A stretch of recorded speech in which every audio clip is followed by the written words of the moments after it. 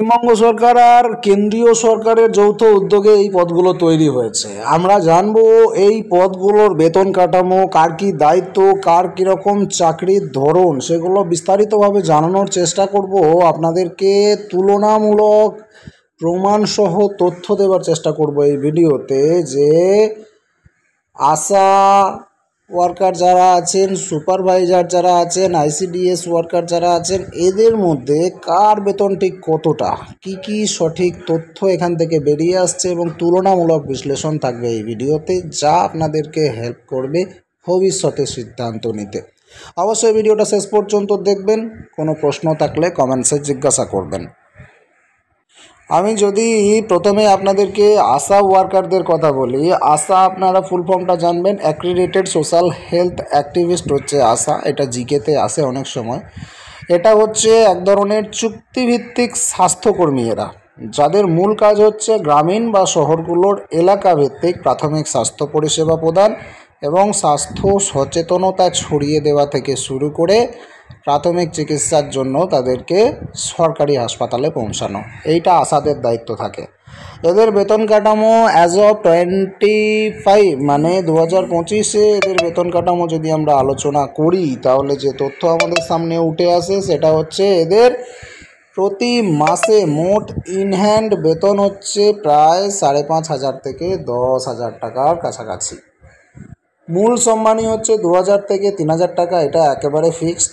Incentive এরা যেটা আছে সেটা হচ্ছে 3,000 থেকে 6,000 টাকা। এটা কাজের উপর নির্ভর করে, এদের বিভিন্ন কাজের উপর নির্ভর করে, কে কটা প্রসূতি মায়ের সেবা করেছে, কে কটা পেশেন্টকে হসপিটালে নিয়ে গেছে, কে কটা ডিউটি করেছে, ইত্যাদি ইত্যাদির উপর এদের কিন্তু ইনসেন্টিভগুলো নির্ভর করে, যেটা কিন্তু তাদেরকে 3 থেকে 6,000 টাকা রোজগার দিয়ে থাকে।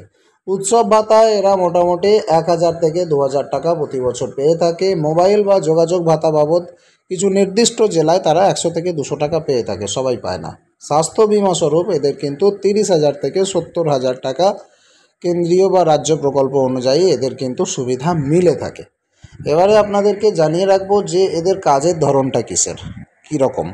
আশাকর্মীরা মোটামুটি যে কাজগুলো করে আমরা সকলেই দেখতে পাই, আমাদের চোখ খুললেই গ্রামের চারপাশে কিন্তু আশাকর্মীদের যে প্রাথমিক কাজগুলো সেগুলো নজরদারি ধরা পড়ে। এদের মধ্যে রয়েছে গর্ভবতী মায়েদের উপর নজরদারি, টিকাকরণে এরা সহায়তা করে, স্বাস্থ্য ক্যাম্পে অংশগ্রহণ করে, পরিবার পরিকল্পনার প্রচার করে এবং স্বাস্থ্য সংক্রান্ত সরকারি তথ্য স্থানীয় মানুষদের কাছে পৌঁছে দেয়।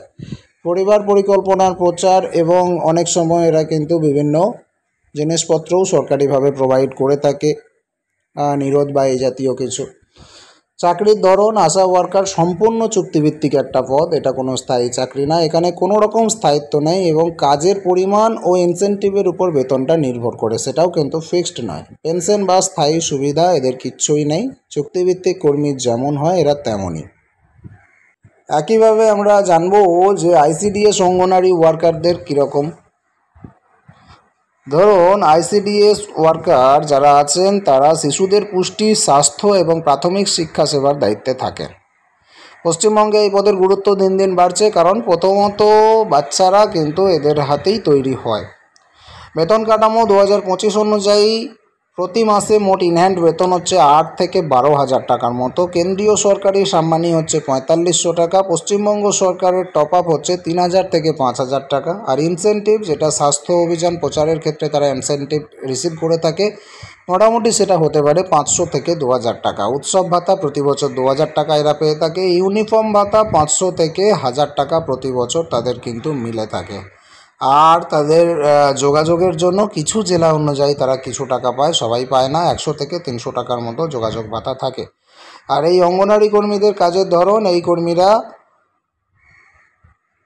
0 থেকে 6 বছরের শিশুদের পুষ্টিকর খাবার প্রদান করা থেকে প্রাক প্রাথমিক শিক্ষা, যেটা মানে ক্লাস 1 থেকে বিলো স্টুডেন্ট যারা আছে তাদের জন্য, আর মায়েদের স্বাস্থ্য এবং পরিচ্ছন্নতা নিয়ে সচেতনতা তৈরি, জন্ম মৃত্যুর হিসাব রাখা এবং স্বাস্থ্য ক্যাম্পের সহায়তা করে থাকেন। বাচ্চা পেটে আসা থেকে শুরু করে এদের দায়িত্ব শুরু হয়ে যায়। এরা কিন্তু মোটামুটি সেই সমস্ত প্রসূতি মায়েদের খেয়াল রাখা থেকে, পুষ্টিকর খাবার থেকে, বাচ্চাদের স্বাস্থ্য থেকে সমস্ত কিছু সুনিশ্চিতকরণের দায়িত্ব নিয়ে থাকেন। অঙ্গনারী ওয়ার্কার এরাও কিন্তু একটা চুক্তিভিত্তিক পদ, কিন্তু তা সত্ত্বেও দীর্ঘদিন ধরে এরা কিছু ক্ষেত্রে প্রশিক্ষণ এবং স্বল্পমেয়াদী অবসরকালীন সুবিধা প্রদান করা হচ্ছে এদের জন্য। এটা একটা সম্মাননা ভিত্তিক চাকরি যেটা সমাজ সেবার সঙ্গে যুক্ত, কিন্তু কিছুটা পারিশ্রমিক তো দরকার। সমাজসেবা শুধু তো সম্পূর্ণ বিনামূল্যে করা যাবে না, তাদেরও পরিবার আছে, যে জন্য তাদেরকে সামান্য কিছু বেতন দেওয়া হয়।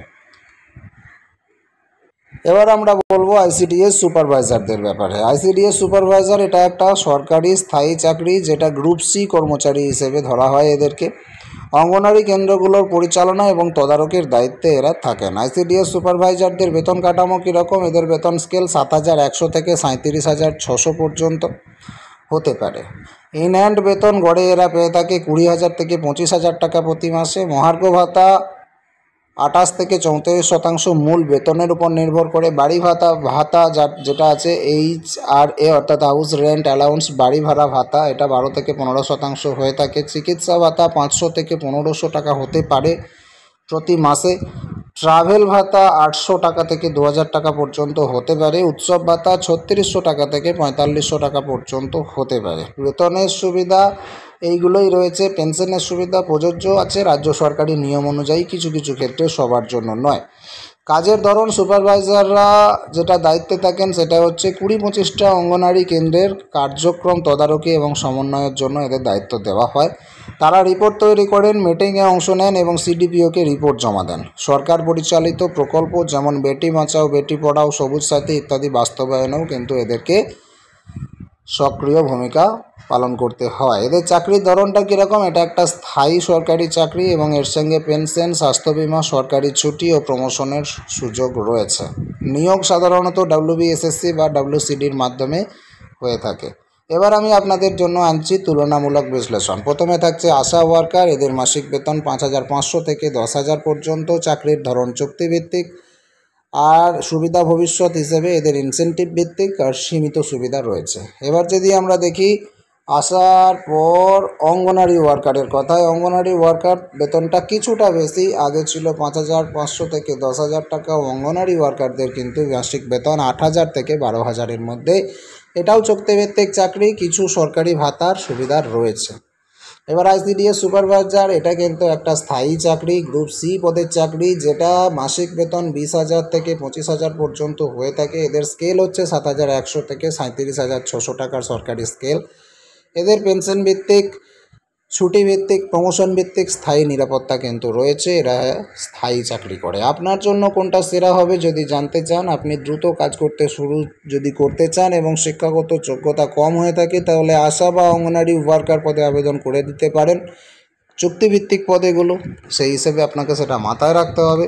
তবে যদি আপনি স্থায়ী সরকারি চাকরি খুঁজছেন, মাসিক আয় বেশি চাইছেন, ভবিষ্যতে প্রমোশনের সুযোগ চাইছেন, তাহলে আইসিডিএস সুপারভাইজার পদটি সবচেয়ে ভালো। তবে সুপারভাইজার নিয়োগ সবসময় হয় না, আপনাকে দেখতে হবে নোটিফিকেশান কখন বেরোচ্ছে। চ্যানেলটিকে যদি সাবস্ক্রাইব করে রাখেন, এই ধরনের আপডেট আপনি পাবেন।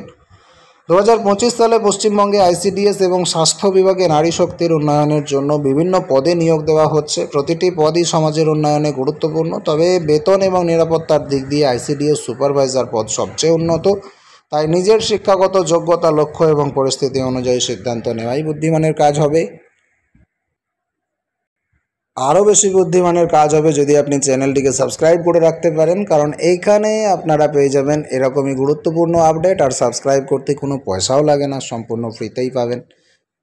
কি বললাম? বুদ্ধিমানের কাজ হবে, তাই না? সম্পূর্ণ ফ্রিতে ভালো তথ্য, সুতরাং সাবস্ক্রাইব করে নিন। পরের ভিডিওতে দেখা হচ্ছে। প্রত্যেকে ভালো থাকবেন। ধন্যবাদ।